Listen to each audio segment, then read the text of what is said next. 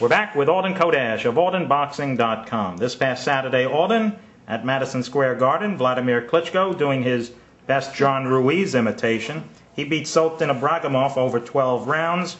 Klitschko didn't win many fans, did he?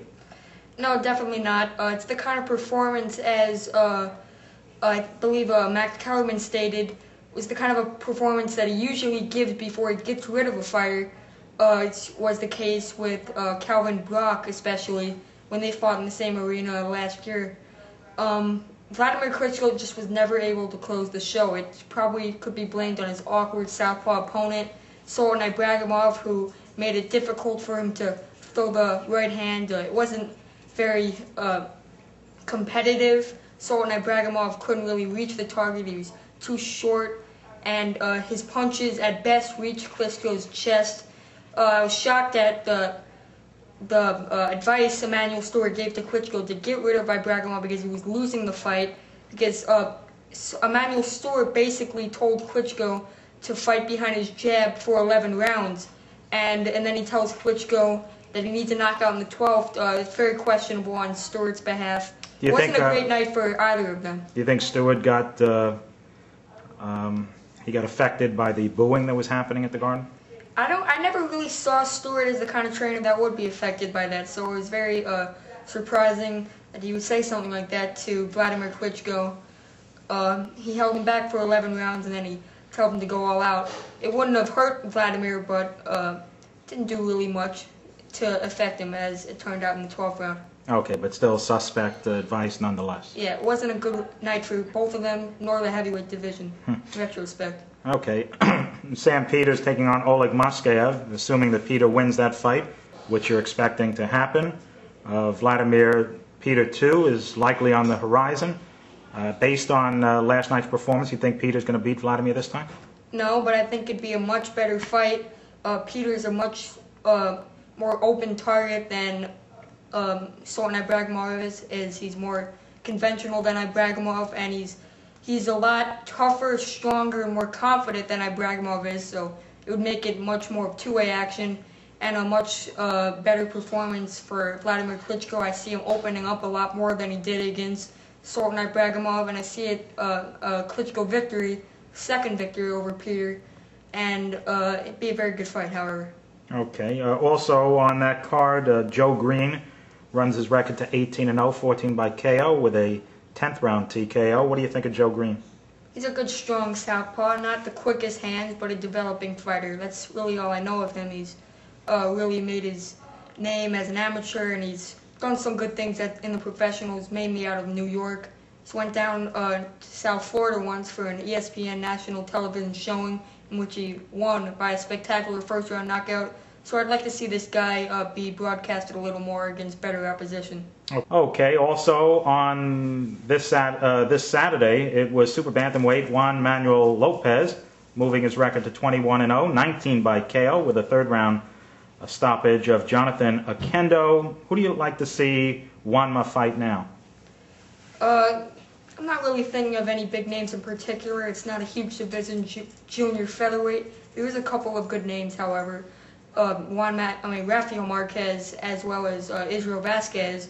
But I think they are fading out of the spotlight as it's going to be as a result of their third fight. These guys are just deteriorating each other, I believe, and plus it's at the end of their career. So Juanma's probably on the right track to face possibly a Celestino Caballero in the near future. He's a beatable fighter for Juanma. Juanma's a good fighter. He's not great, not as great as some say he is, but he's very good. Okay, and on Friday, an ESPN show, it was Yuri Gamboa. Just took him 96 seconds to take care of his opponent. Gamboa is as good as he looks, isn't he? Yeah, it's spectacular what he's doing to decent fighters, experienced fighters. Johnny Edwards, 13 fights. I believe he only had 1 or 2 losses. He's been in there with good fighters, never been blasted out. Gamboa also has victories over Alden de Jesus, and who's had 21 fights, won 19 previously, and Samuel Cabade, who fought a world title fight previously, stopped every fighter in his career except his first fight. And the way he's doing it, he's making these guys seem amateurish, really, and it's shocking considering their prior accomplishments. What Gamboa is doing to them is really unbelievable, and Gamboa is on the fast track to a world title, and I'd possibly like to see him at the end of this year. I don't see, I could see Gamboa blasting through the lower end of the top 10 division and possibly beating most of the best fighters, top 5 and champions in the division he chooses to fight in. Okay. This coming week, Lucien Boutet faces veteran William Joppy in Quebec. Boutet should have an easy time of it, you think? Yeah, definitely. William Joppy, I thought his career was over after he took a bad beating, a humiliating one, in the hands of Jermaine Taylor 4 years ago, 2004. He's back. He's stringed together a couple victories, meaningless ones really, and I don't think he deserved this shot. And Boutet has scored some very good victories. Soundly beats Saki Obika, as well as knocking out cold, nearly decisively, Alejandro Barrio. Lucien Boutet is a good fighter, a very good puncher, and he's another guy I'd love to see. Unfortunately, he hasn't been televised on a big network yet, the exception of ESPN2. I'd like to see him fight the elite on big television. Okay. Showtime on Friday, Robert Guerrero, Jason Litzau. We've spoken about this matchup in a past broadcast, but once again, Guerrero, Litzau, who do you like? I like Guerrero. He's not perfect, but he's more sound than Jason Litzau. At least he fights that way. Jason Litzau has the potential to definitely beat Robert Guerrero, but his head's not all in it. His head's partly in winning and partly 50% winning and 50% looking good and exciting, like Arturo Gatti, who I believe is one of his idols. He's trying to be too much like Arturo Gatti in his only career loss against Jose Hernandez. That proved that really backfired, as he was knocked out in a fight that he could have won. That's really the outcome I see when he fights Guerrero, except Guerrero's much better than Jose Hernandez, which it's going to mean, I think, that he is not going to face as much firepower from Litzau as Hernandez did, and he's probably going to get rid of Litzau within 4 or 5 rounds. Okay, Guerrero, Litzau, early night for Litzau, you say? Yeah. Okay, on the losing end. And also on that card, Travis Walker, T.J. Wilson 2. And who do you like to win that fight? It's really going to be a hard pick because the first fight, for one reason, only went 15 seconds. You can't really tell who's better. I probably have to go with Travis Walker. I'm making a prediction that I would have made before their first fight because basically because their first fight didn't prove anything. Travis Walker, going into the first fight, I thought was the more experienced guy, probably better sound.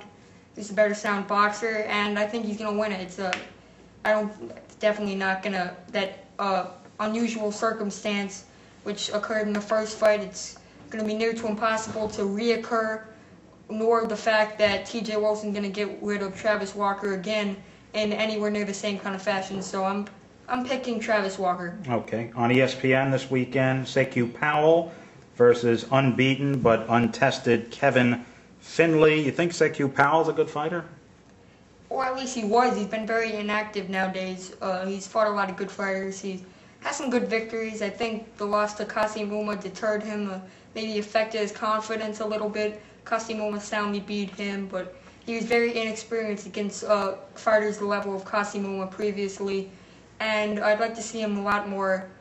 I'd like to see him a lot more active these days, definitely. Okay. Also on that card, Alan Green versus Antoine Eccles.